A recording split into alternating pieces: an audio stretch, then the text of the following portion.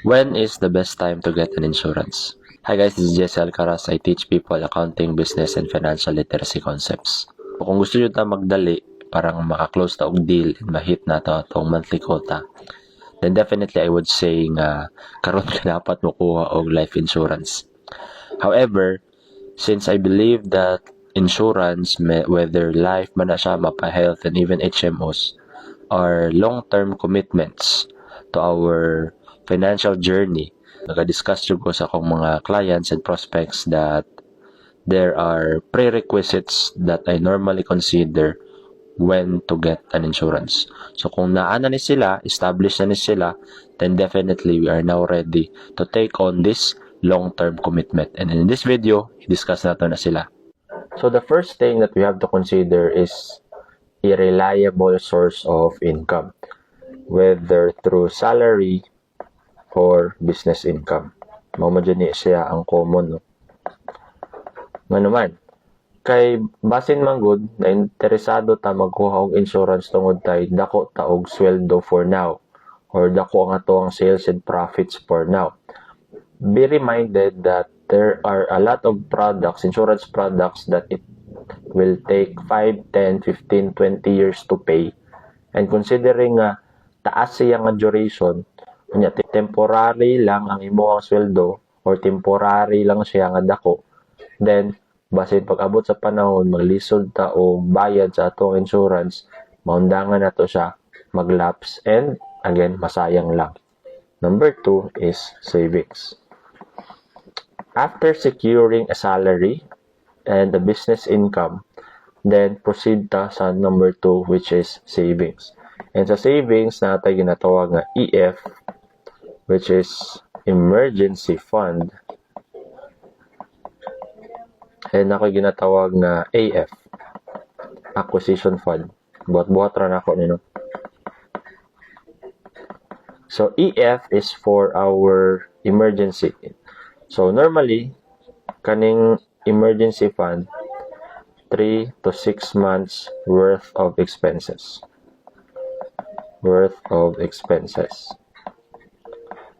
So for example, natay 30,000 nga per month na expenses, then for our emergency fund, then 90,000 or 180,000.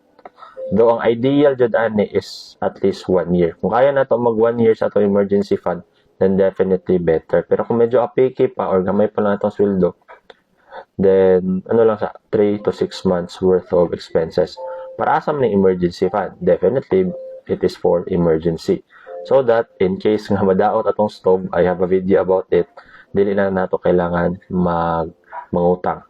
Mabutan tang ligid, na kailangan i-repair sa balay, mabuslot ang atuang atop, dili na ta kailangan mangutang para natay bayad. And at the same time, if mawad-an tag trabaho, kung naatay 6 months worth of emergency fund, we can still continue to pay our insurance kaya naman tayo emergency fund while also looking for a job. So according to some studies and observation, it would take you 6 months, more or less 6 months, no, para makapangita og trabaho.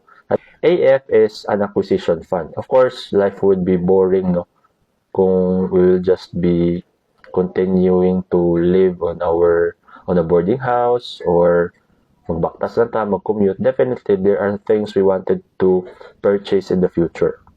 Okay, future purchases. Though this is, I could say nga dili man siya required, no, in establishing a good foundation sa atong finances, but definitely this would make our life better, more convenient, and more enjoyable para sa travels mo karon, sakyanan, balay, or whatever nga gusto nimo paliton, just to to have some milestone or enjoyment sa imong kinabuhi. And then after we have established these two things, dira na mosulod ang ato ang insurance. So anha na, dira na ta magkuha og insurance. And then discuss na lang po nato, no, what are the available insurances that we could purchase in the market. We have for life, for health, and HMOs. quick discussions lang. Wala siya labot sa itong initial nga agenda and topic. So, life is an insurance that protects your life. Kung mamatay ang insured, then the beneficiary, the dependents, the anak, the parents, will get an amount. Para, even if, for example, breadwinner ka, even if mawala sa breadwinner, na mo pulling nga kwarta that can sustain the family for the next 5 to 10 years. Of course, health insurance, if ma-diagnose ta with a critical illness like cancer, heart attack pata, or diabetes or what, then natay makuha ang kwarta for our recovery. So kaning the difference between health insurance and HMO is that sa health insurance, ang kwarta nga makuha nimo is padulong sa insured. So kung kinsa tong insured nga person, sa iya padulong ang cash. However, ang cash diri sa HMO padulong sa hospitals. Okay, para man yun siya sa hospitalization, hospitals or mga doctors. So that's the difference between the two. Nevertheless, kung kaya na nato ning tulo, then definitely I would suggest having this 3 after having a reliable source of income and savings. And lastly, for number 4, pakapin na lang din siya for our discussion para sulit ang atuang financial literacy nga discussion. Investments. So, after having a good source of income, having a savings, insurance, then proceed na sa investments. Because we don't really want to work for life. Okay? Dili na gusto magtrabaho ta for our lifetime to provide for ourselves. Therefore, we need to build our investments. Legit investments. Dili itong mga scam. Example of this would be stocks, bonds, MP2, mutual funds, paper assets. Pag investments, I really prefer mga paper assets over other asset classes tungod kay naadyo siya pagka-passive. Butang lang kag kwarta, dili nga nakadako yung returns, but definitely it is passive income. We also have dapat tayong mga ginatawag na mga insurance with endowments.